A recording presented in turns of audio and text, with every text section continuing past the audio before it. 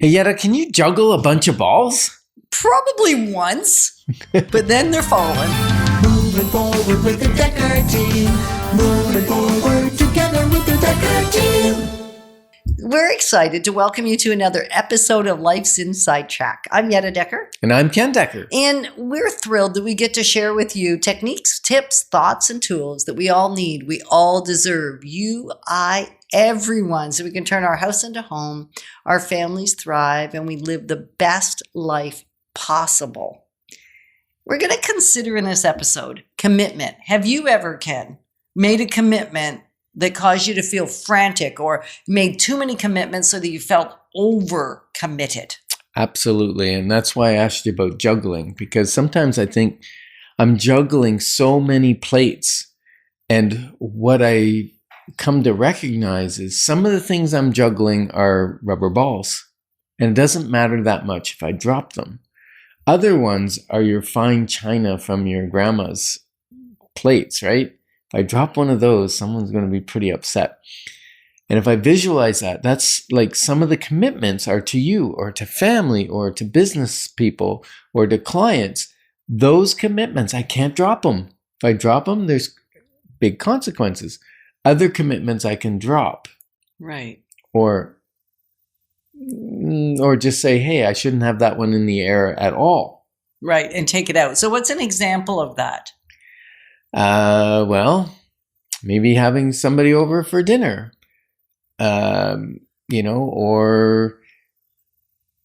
like I said, family. Like if I've got a commitment to be at an anniversary party, well, if I drop that plate, if it's my family's anniversary party that I've committed to, that's a major problem. Right. Right.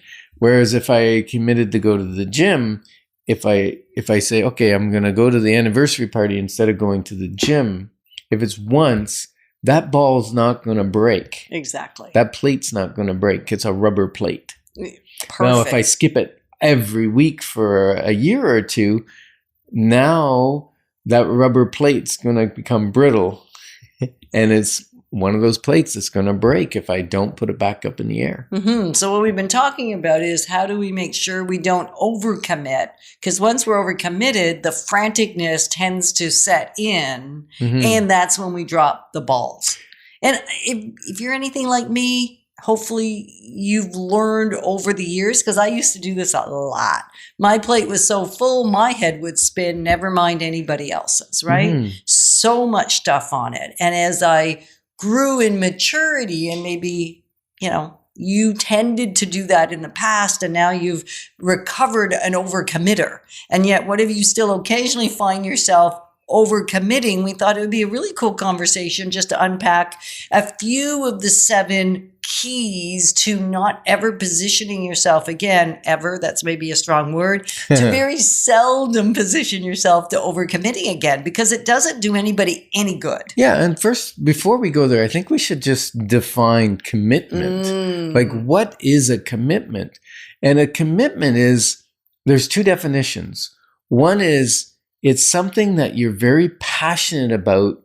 So you want to follow through. You want to, I want to say it without saying the word commitment, right? Yeah. Like you're passionate about it.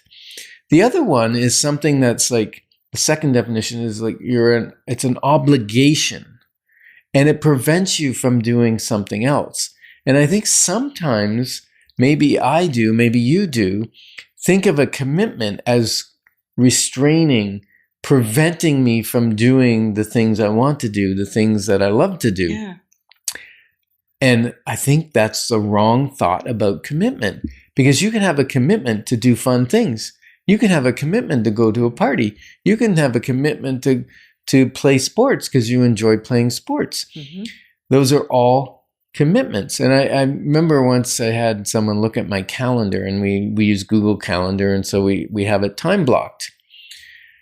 And they were like, oh my gosh, I can't believe your calendar. It's so full. What are you going to do? But some of it is blocks that are reserved for things, but then that are movable commitments, as opposed to unmovable commitments. Right. So one of the keys, I guess, that we'll share about is committing to things that you can actually control. Mhm. Like that's going to be one of my favorites. So you're going to get my favorites, and then you'll probably get Ken's favorite. Yeah, and you're not going to get all 7 because No. And the cool thing is, if you want to read more about it in the book Life X, which is going to be around page 281, we unpack commit more.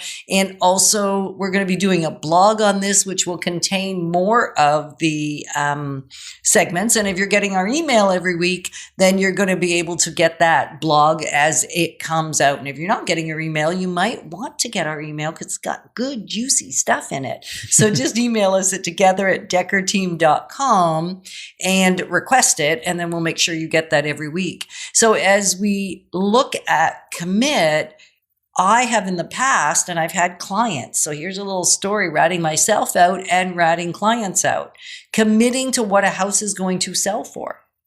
Mm-hmm. You know, a client says, I'm not going to sell the house unless it sells for $1 million. Unless it's $1 million, I'm not selling it. So if somebody brings me $995, I'm not selling it. I'm only committing to it if it sells for $1 million. That's an interesting thought, because how it's played out is when we commit to something that's beyond our control, we can't tell a buyer what to do. We can hold firm at our $1 million, but it may mean you don't sell your house at all. So it's not that you can commit to making it happen, because if the market's not here for it, it's not going to happen. Or if you're prepared to commit to it, but you have no timeline on it and you're willing to wait 3 years, 4 years, 5 years until the market catches up to your price, then I suppose you could commit to it. But often we go into a seller consultation and someone will say, well, I'm not selling my house unless it sells for this. And it's like, well, I'd like to make that happen. I'll do everything in my power to make that happen. And I won't commit to it. And I wish you wouldn't either, because we're not the only one that determines what it's going to sell for. I think you can commit to being available for showings. Yes. You can commit to the condition the property will be left in. We can commit to the marketing we're going to do, the networking we're going to do with other realtors. But ultimately, the price is determined by the market and the buyer who wants to buy it and how much they want to buy it, right? So, yeah, you got to commit to things that really you have control over. The other thing is, be okay with saying no. No is a complete sentence. It's okay to say no to somebody who wants you to do something or ask you to do a favor or whatever. It's okay to say, no, you know what, that doesn't fit in my calendar right now. Well, what ends up happening is that's how we get overcommitted, right? I want to say yes to everybody that asks me a question. Like, that's my desire. My deepest desire is to say yes to you. And yet if I'm overcommitted, then as Ken said near the beginning, I'm going to start dropping the breakable elements of my life, those things that are catastrophic if I don't do them, versus I'll be catching the rubber balls and doing fine with those. Yeah. So if you want to instill some peace back into your life, if you're overcommitted and you're frantic and you want to instill some peace, one of the ways is to create margin, so space where you're not committed to anything. Some blocks in your schedule where you're not committed to absolutely anything.